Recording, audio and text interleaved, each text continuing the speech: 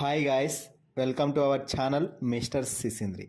Prabhas, rebel star Prabhas నటించిన కల్కి 2898 AD movie first వీకెండ్లో కలెక్షన్ల సునామీ సృష్టించిన సంగతి అందరికీ తెలిసిందే. అయితే 5వ రోజు నుండి కలెక్షన్లు తగ్గుతాయి అనుకుంటే వీక్ డేస్లో కూడా కల్కితో తన జోరు కొనసాగించాడు రెబల్ స్టార్. అయితే ఇప్పటికే ప్రపంచవ్యాప్తంగా చూసుకుంటే గ్రాస్ కలెక్షన్లు ఈ సినిమా బడ్జెట్ను మించిపోవడం విశేషం.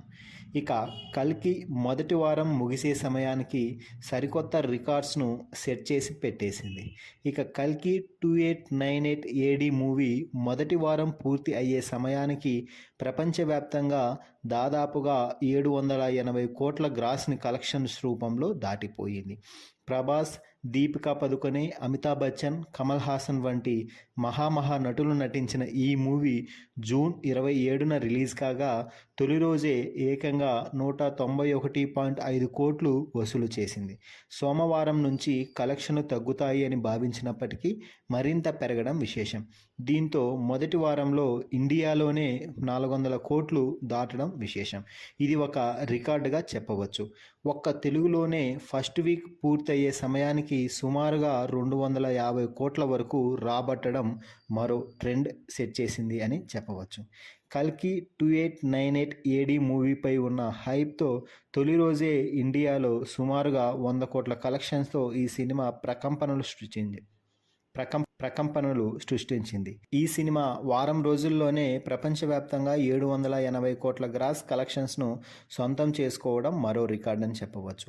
అయితే ఇంతటి ఘన విజయానికి ముఖ్య కారణం ఏమిటి అంటే తొలి రోజు నుంచే కల్కి సినిమాకి ఎక్కడా నెగిటివ్ టాక్ రాకపోవడమే.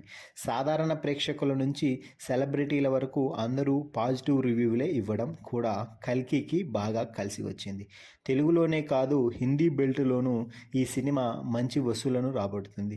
నిజానికి 4వ రోజు నుంచి తెలుగు కంటే హిందీలోనే ఎక్కువ కలెక్షన్స్ వస్తున్నాయి.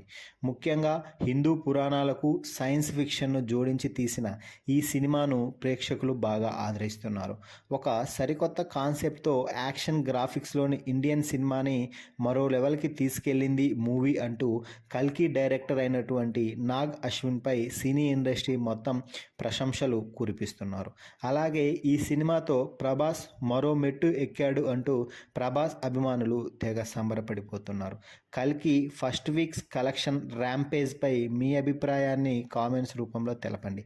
అలాగే మన ఛానల్ని సబ్స్క్రైబ్ చేయండి.